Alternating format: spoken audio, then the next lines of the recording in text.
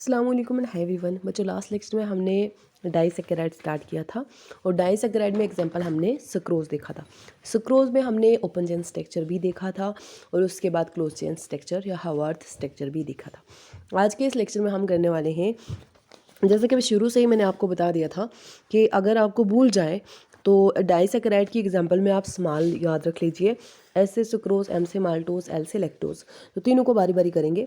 आज हम करने वाले हैं सुक्रोज, ऑलरेडी हो चुका है माल्टोज। तो माल्टोज जर्मिनेटिंग सीड्स में प्रेजेंट होता है, इसको माल्ट शुगर भी बोला जाता है।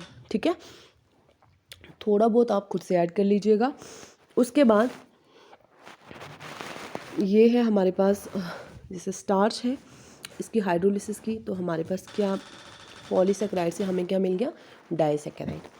अब माल्टोज की हाइड्रोलिसिस की हमने और हमारे पास दो मॉलिक्यूल आए अल्फ़ा ग्लूकोज के, अल्फ़ा डी ग्लूकोज। ठीक है, तो this is alpha D glucose. अब निमोनिक ट्रिक से आप कैसे याद रखोगे कि जब भी हमारे पास हम माल्टोज की हाइड्रोलिसिस करते हैं, रिएक्शन विद वाटर करते हैं, तब हमारे पास क्या प्रोडक्ट मिलता है। तो आप याद रख सकते हैं कि मीना इज़ ए गर्ल। ठीक है, हमेशा करती रहती है एजी एजी। ठीक है, तो इससे आप याद रख सकते हो AG is for what, AG is for alpha glucose and AG is for alpha glucose. तो अल्फ़ा डी ग्लूकोज और अल्फ़ा डी ग्लूकोज बनेंगे। ठीक है बच्चा, या फिर आप इसको ऐसे भी याद रख सकते हो कि मीना या एम से कुछ भी और भी नाम ले सकते हो, हमेशा किसके बारे में सोचती रहती है, अल्फ़ा डी ग्लूकोज, एडीजी। तो एडीजी से अच्छा है आप क्या कैसे याद रखो, एजी। ठीक है, चलिए अब देखते हैं ओपन चेन स्ट्रक्चर और इसमें देखते हैं हम फिशर प्रोजेक्शन फार्मूला या फिशर स्ट्रक्चर ओपन चेन में। ठीक है बच्चा, ये अल्फ़ा डी ग्लूकोज है। ठीक है, 6 कार्बन वर्टिकल लाइन में लिख दिए और यहाँ पर राइट साइड अल्फ़ा में OH होता है, फिर OH तीसरे कार्बन पर OH लेफ्ट साइड होता है, OH। ठीक है, ये मैंने आपको सिखाया हुआ तरीका कि यहाँ पर जब एल्डिहाइडिक का जो CHO होगा, ये O पार्शियल नेगेटिव गेन करेगा और यहाँ से इस वाले हाइड्रोजन को ले लेगा और ये वाला ऑक्सीजन जाके इस पर अटैक कर लेगा कार्बन पे, तो हमारे पास कुछ ऐसा स्ट्रक्चर बनता है। और दूसरा भी सेम ये ही हमने क्या लिखा है, अल्फ़ा डी ग्लूकोज। ठीक है, क्या करना है, लिंकेज कौन सी होगी, तो C1 of one glucose and C4 of other glucose, तो C1 C4 लिंकेज होगी। तो ये देखो 4th नंबर कार्बन का OH और 1st नंबर कार्बन का OH। अब मैंने पूरा OH क्यों किया और बीच में ये ऐसे ओब्लिक करके H, मतलब यहाँ का आप H दे सकते हो और यहाँ का OH, या यहाँ का पूरा OH लो और यहाँ का सिर्फ H लो, यहाँ का पूरा OH लो, यहाँ का सिर्फ H लो। तो फिर यहाँ से रिमूव क्या करना है, वाटर को रिमूव करने के बाद हमारे पास कुछ ऐसा स्ट्रक्चर बन जाएगा बच्चा।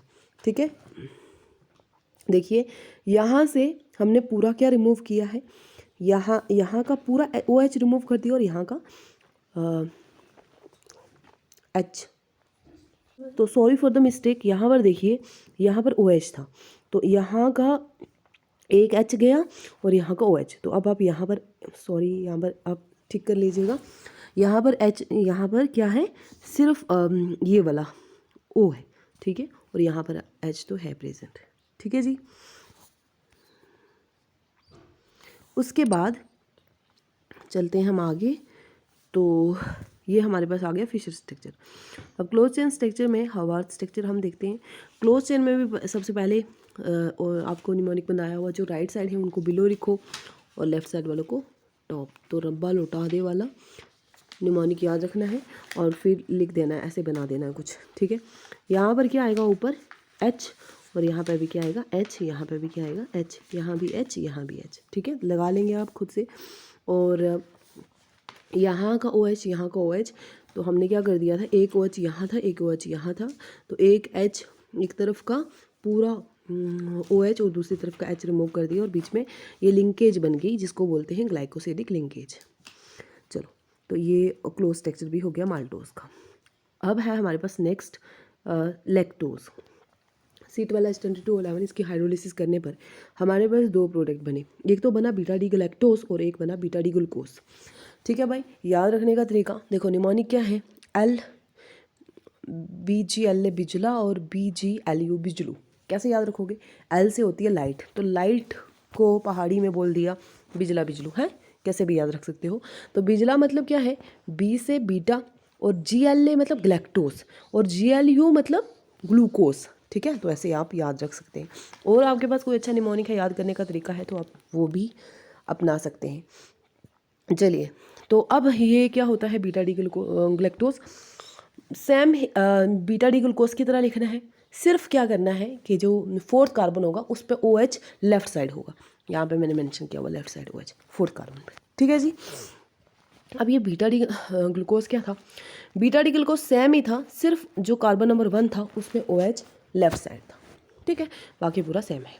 लेफ्ट लगा दिया बीटा बना के, H तीसरे कार्बन पर OH लेफ्ट में ही होता है, फिर OH फिर OH।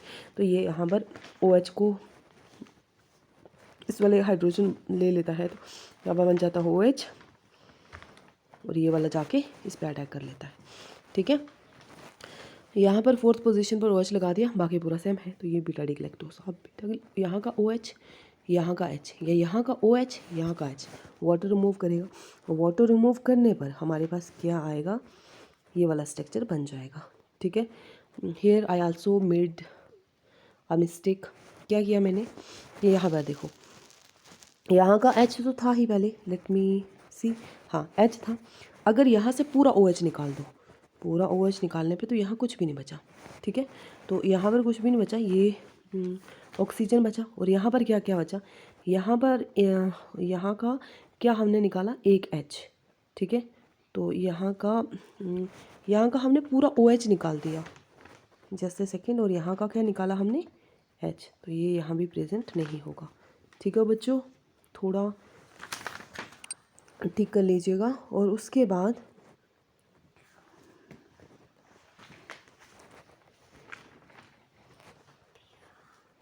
हमारे पास क्लोज या हैवार्थ स्ट्रक्चर में ऐसा कुछ बनेगा।